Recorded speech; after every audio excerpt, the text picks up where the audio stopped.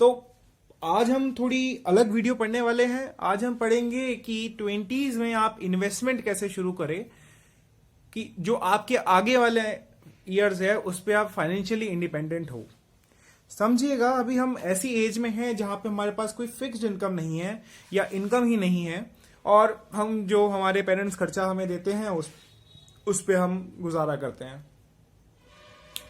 अब बात यहाँ पे ये आती है कि जो हमें पैसा मिलता है, अगर मैं उसको एक सेकेंड के लिए मैं उसको अपनी इनकम मान लूं, तो उस इनकम से हम कुछ कंजम्पशन करते हैं और कुछ इनकम हम सेव करते हैं।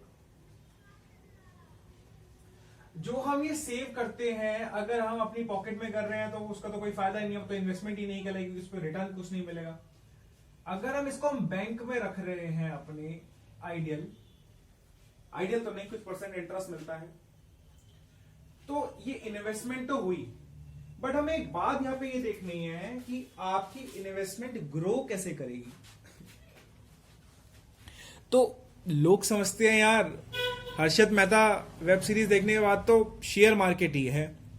जी हाँ, शेयर मार्केट या कैपिटल मार्केट एक ऐसा तरीका है, एक ऐसा जरिया है या एक ऐसा सोर्स है जहां से आपकी इनकम, जो आपकी सेविंग्स है, वो काफी मैनीफोल्ड बढ़ सकती है इफ आप अपनी जो इन्वेस्टमेंट है उसको अपने माइंड से समझ के इन्वेस्ट करिए। और इसी वीडियो में पढ़ने वाले हैं कि आपको एज अ 20 ईयर ओल्ड, जब आपकी इनकम बिल्कुल भी नहीं है, आपको कैसे इन्वेस्ट करना है, आपकी स्ट्रेटेजी क्या रहेगी इन्वेस्टमेंट की तरफ।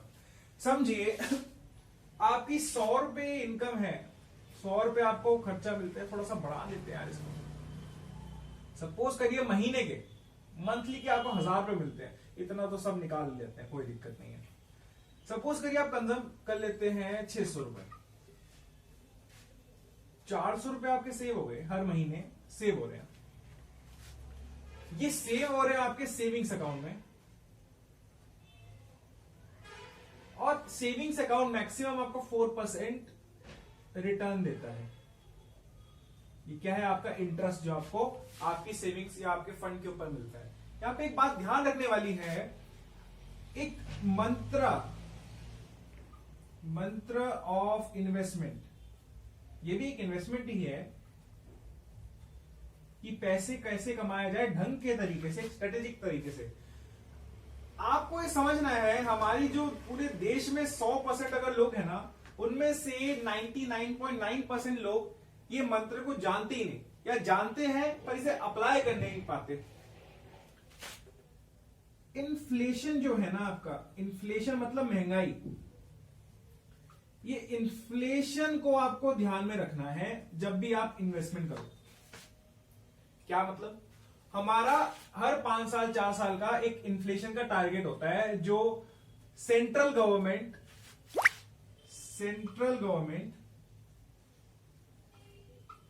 हर 4 या 5 साल में एक इन्फ्लेशन का टारगेट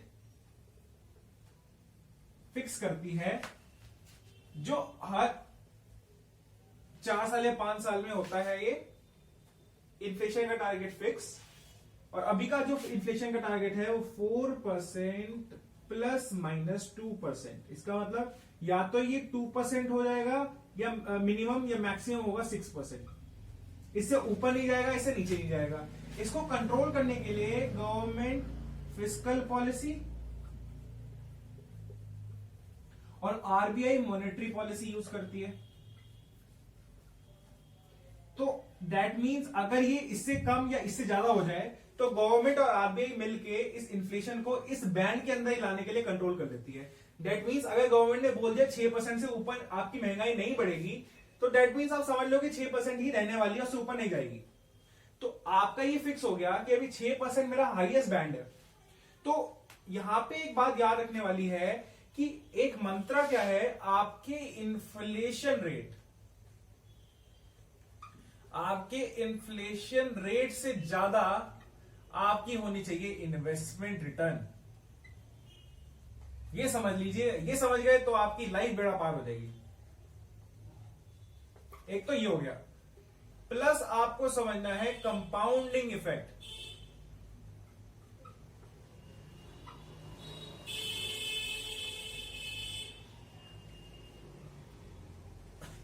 समझिएगा, इन्फ्लेशन मतलब महंगाई, मतलब हर ये जो टाइम, अभी तो ये तो टारगेट हो गया, अब एक पहले साल में 5% हो सकता है, 4% हो सकता है, या 6% हो सकता है, बट इसी बैंड में आएगा। तो इसका मतलब ये है कि इतने परसेंट से जो पैसा, जो रुपी है उसकी वैल्यू डिक्रीज हो रही है इतने परसेंट से। अगर मेरी रुपीस की वैल्यू इतने परसेंट से डिक्रीज हो रही है तो मेरा टारगेट ये होगा मैं इतने परसेंट से ज्यादा की इनकम कमाऊं या ज्यादा का रिटर्न कमाऊं। तो मुझे एक बात बताइए, जो इस सेविंग्स अकाउंट में आपको 4% का रिटर्न मिल रहा है, क्या ये लॉजिकल है? आपकी महंगाई 6% है और आप कमा कितना रहे हैं? आप कमा सिर्फ रहे हैं 4%। क्या ये लॉजिकल है? नहीं, ये बिल्कुल लॉजिकल नहीं है। तो कैसे कमाया जाए, यहां समझिए। देखिए, जो कंपनीज होती है, कंपनीज की दो नीड होती है, short term working capital requirement और long term fixed capital requirement. अब इन दोनों रिक्वायरमेंट को पूरा करने के लिए कंपनीज को चाहिए होता है फंड्स, और फंड्स की रिक्वायरमेंट के लिए गवर्नमेंट, जो कंपनी है, इसके पास दो जरिए होते हैं, या तो ओनर फंड या बोरोड फंड। या तो खुद का पैसा या बोरो किया हुआ, लोन लिया हुआ, तो ये डिबेंचर्स भी इसमें आते हैं। इसको शेयर मार्केट की भाषा में डेट फंड बोलते हैं, और ये लीस्ट रिस्की होता है। ओनर फंड को हम इक्विटी बोलते हैं, और ये हाईएस्ट रिस्क होता है। यहां पे 16% तक आपका क्या मिल जाता है, रिटर्न मिल जाता है, और यहां पे मैक्सिमम 8% तक आपका रिटर्न जाता है। तो आप समझिए, शेयर मार्केट तो बहुत सारी चीजें, इसमें आईपीओ है, आईपीओ कैसे आप लिस्टिंग होती है, अलॉटमेंट कैसा होता है, वो हमें बात नहीं समझनी अभी। हमें इतना पैसा हमारे पास नहीं है कि हम आईपीओ में पैसा लगाएं। हम यहाँ पे फोकस करने वाले हैं जनरली म्यूचुअल फंड्स पे। अब देखिए, मैं आपको एक मंत्र बताता हूं। आप का क्या करना है, जो आपकी सेविंग्स है, जो आपके बैंक में पड़ी है, अब इसको आपको बैंक में नहीं रखना। अब इस 400 रुपए को आपको क्या करना है, इसको डिवाइड करना है डेट और इक्विटी में। अब समझिएगा, यहां पे डेट में जो प्रोपोर्शन होगा वो मैक्सिमम होगा आपका, प्रोपोर्शन मैक्सिमम डेट में। क्यों? देखिए, अब आपको मैं एक बात बताता हूं, जितना आप रिस्क उठाओगे उतना आपको रिटर्न मिलेगा, जितना कम रिस्क उतना कम रिटर्न। तो डेट में रिस्क कम होता है तभी उसमें रिटर्न भी कम होते हैं, और इक्विटी में रिस्क ज्यादा होता है तो उसमें रिटर्न भी ज्यादा होता है। तो अब देखो, रिस्क की बात भी है, हमारा पैसा भी ना डूब गया, हम इतना कमा भी नहीं रहे, तो इक्विटी में जो प्रोपोर्शन है आपकी सेविंग्स का, उसको रखिए मिनिमम। एग्जाम्पल, अगर आपकी 400 रुपए इनकम है तो 300 रुपए आप इसको डेट में डालिए और 100 रुपए आप किस में डालिए, इक्विटी में। अब इसको डालना कैसे, ये समझिए। आपको खुद इन्वेस्ट नहीं करना, क्योंकि आपके पास शेयर मार्केट की अभी नॉलेज नहीं है। आपको चूज करना है म्यूचुअल फंड। म्यूचुअल फंड्स होते क्या है? म्यूचुअल फंड्स चलाता है एसेट मैनेजमेंट कंपनी।